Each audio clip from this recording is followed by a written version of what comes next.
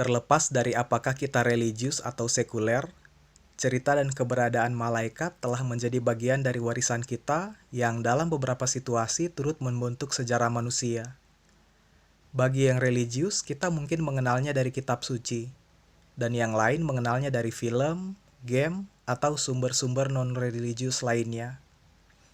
Di video kali ini, saya ingin berbagi tentang apa yang kita sering sebut sebagai Archangel atau malaikat agung.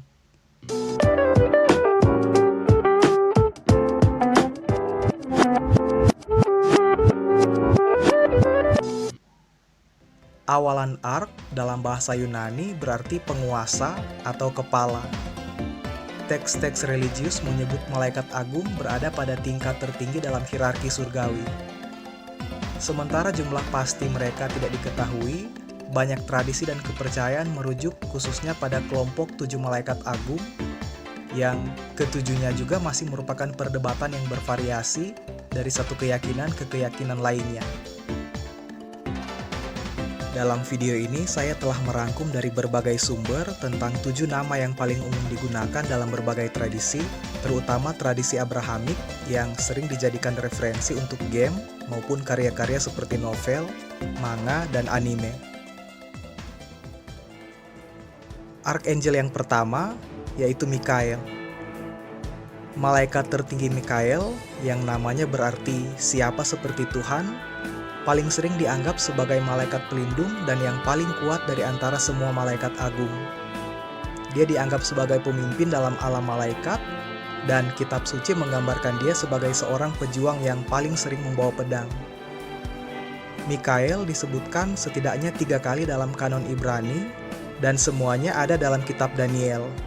Dalam kitab tersebut, Daniel diberitahu bahwa Mikael akan bangkit selama akhir zaman dan akan memegang suatu peranan penting yang menyangkut mengenai peperangan terakhir. Dan dalam kitab Wahyu, disebutkan ada satu perang di mana Mikael yang merupakan malaikat terkuat mengalahkan setan dan juga melemparkannya ke bumi bersama dengan para fallen angel lainnya yang nantinya akan memicu perang Armageddon di akhir zaman.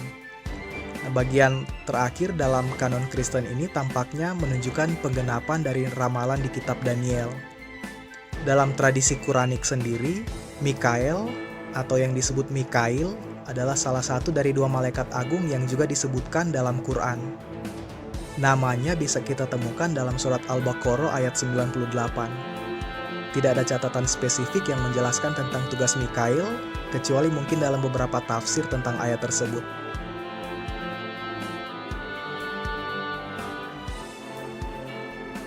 Archangel kedua, Gabriel.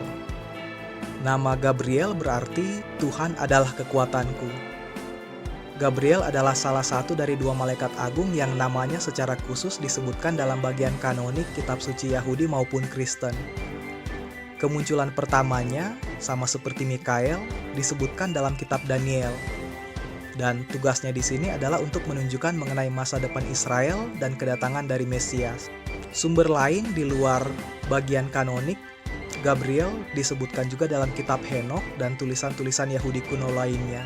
Dalam catatan Injil, Gabriel disebutkan menampakkan diri di hadapan Zakaria dan juga perawan Maria yang meramalkan kelahiran Yohanes Pembaptis dan juga Yesus yang adalah Mesias. Kemunculan Gabriel dalam Perjanjian Baru atau Injil adalah sebuah penegasan bahwa ramalan yang diberikan pada Daniel tentang Mesias telah terwujud, sekaligus menunjukkan bahwa tidak ada pribadi lain lagi yang harus ditunggu oleh bangsa Israel. Dalam tradisi Islam, Gabriel atau lebih dikenal sebagai Jibril dianggap sebagai malaikat yang diutus Tuhan kepada berbagai nabi, termasuk yang terakhir yaitu Muhammad. Bahkan 5 ayat pertama Al-Alaq, surat ke-96 dari Quran, diyakini oleh umat Islam sebagai ayat pertama yang diturunkan oleh Jibril kepada Muhammad. Archangel yang ketiga, Rafael. Namanya berarti Tuhan telah menyembuhkan. Dia adalah seorang malaikat agung yang disebutkan dalam kitab Tobit dan juga dalam kitab Henokh. Kedua buku tersebut bukan bagian dari kanon Yahudi maupun Protestan dan berasal dari beberapa abad terakhir sebelum kedatangan Kristus. Dalam tradisi Yahudi di kemudian hari, Dia diyakini sebagai salah satu malaikat yang berkunjung pada Abraham sebelum misi mereka untuk menghancurkan Sodom. Rafael tidak disebutkan dalam kanon Kristen, tetapi tradisi Kristen terkemudian mengidentifikasi dia dengan penyembuhan dan sebagai malaikat yang membuat air di kolam Bethesda memiliki kemampuan penyembuhan, seperti yang ada dalam catatan Yohanes pasal 5. Dalam tradisi Islam, di mana namanya adalah Israfil, ia dipahami sebagai malaikat yang tidak disebutkan namanya dalam Quran di Al-An'am ayat 73, yang disebutkan selalu berdiri dengan trompet di bibirnya, siap untuk mengumumkan hari kebangkitan. Arkanjel yang keempat, Uriel. Uriel atau Auriel atau Oriel adalah nama salah satu malaikat agung yang disebutkan dalam tradisi Rabi pasca pembuangan dan juga dalam tradisi Kristen tertentu.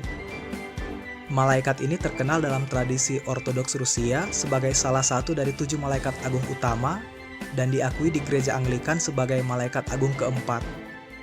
Dia juga terkenal dalam literatur abad pertengahan esoteris Eropa dan dikenal sebagai master pengetahuan dan juga malaikat kebijaksanaan Ariel. Dalam kitab Henokh, Uriel juga dikenal dengan nama Fanuel atau Sariel. Keempat malaikat yang disebutkan tadi dipercaya dalam berbagai tradisi Abrahamik sebagai 4 malaikat agung yang berada di hadapan Tuhan, dan semuanya berada dalam golongan serafim, yaitu hierarki tertinggi di antara semua kelompok malaikat. Keempatnya selalu dimasukkan dalam susunan 7 atau bahkan 10 malaikat utama tergantung dari tradisi. Kalau kita perhatikan misalnya lukisan dalam kubah Hagia Sophia juga menggambarkan mereka secara cukup detail. Mikael di selatan, Uriel di utara, Gabriel di timur, dan Rafael di barat. Lukisan-lukisan mereka juga bisa ditemukan dalam beberapa gereja-gereja tertua di Eropa. Selain 4 malaikat tersebut, 3 sisanya biasanya bervariasi dalam berbagai tradisi, tetapi yang paling umum adalah sebagai berikut. Arkanjel kelima, Selafiel. Selafiel tidak muncul dalam bagian kanon kitab Yahudi maupun Kristen. Namanya jika diterjemahkan berarti doa Tuhan, atau malaikat yang tugasnya berkaitan dengan doa. Beberapa tradisi Kristen menganggap Selafiel sebagai malaikat yang dimaksud di Wahyu pasal 8, yang mempersembahkan doa-doa orang di bumi kepada Tuhan di surga. Nama lainnya adalah Shealtiel. Arkanjel keenam, Raguel. Arti namanya adalah sahabat Tuhan. Raguel hampir selalu disebut sebagai malaikat keadilan atau pembalasan. Dalam kitab Henokh, dia adalah salah satu dari 7 malaikat penjaga dan tugasnya adalah untuk menghakimi dan menghukum para pelanggar hukum Tuhan. Tugas Raguel tetap sama di seluruh tradisi Yahudi dan Kristen. Dan selain tugas tadi, Raguel juga punya tugas untuk menjaga para fallen angel agar tetap terkendali dan bahkan memberikan penilaian atas siapapun yang melampaui batas mereka dan menentukan hukuman apa yang akan mereka terima.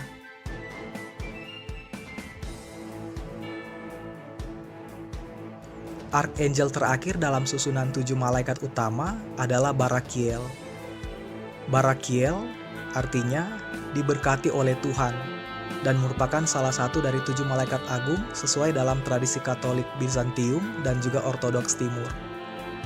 Dalam buku Henokh yang ketiga, ia digambarkan memiliki sekitar 496.000 bawahan yang melayaninya. Untuk malaikat-malaikat yang tidak ada dalam kanon, biasanya rinciannya sangat sulit untuk ditemukan dan bahkan cenderung simpang siur.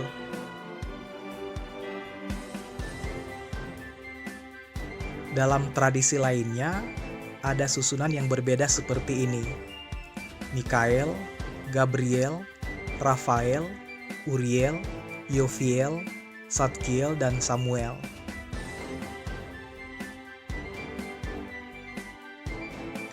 Dalam tradisi Kabbalah yang memuat 10 nama malaikat utama, masing-masing namanya diurutkan seperti berikut: Metatron, Raziel, Zavkiel, Zadkiel, Kamael, Rafael, Haniel, Mikael, Gabriel, dan yang terakhir Sandalfon. Untuk daftar 10 malaikat terakhir, kita mungkin cukup akrab mendengarnya dari serial ataupun game Dead Alive, yang semuanya diambil dari konsep 10 Sephira, konsep yang juga digunakan dalam Black Clover dan bahkan dalam serial Tensura. Bergantung dari mana kita mengenal atau mendengar nama-nama tadi, kita mungkin bisa melihat perbedaannya. Jika kita mengenalnya dari game ataupun karya-karya seperti novel, manga, atau anime, mungkin penjelasan singkat ini bisa memberi kita sudut pandang yang berbeda. Khusus untuk susunan Seven Archangel, kita mungkin sedikit melihat kaitannya dengan Seven Deadly Sin atau Seven Great Demon Lord yang sebenarnya adalah fallen angel dalam tradisi Abrahamik, terutama Yahudi dan Kristen, yang mana akan saya bahas dalam video berikutnya. Jika video ini cukup menarik, saya berharap kalian berkenan untuk subscribe dan juga like channel sederhana ini agar dapat terus berkembang. Sekian dulu untuk kali ini dan sampai jumpa di video selanjutnya.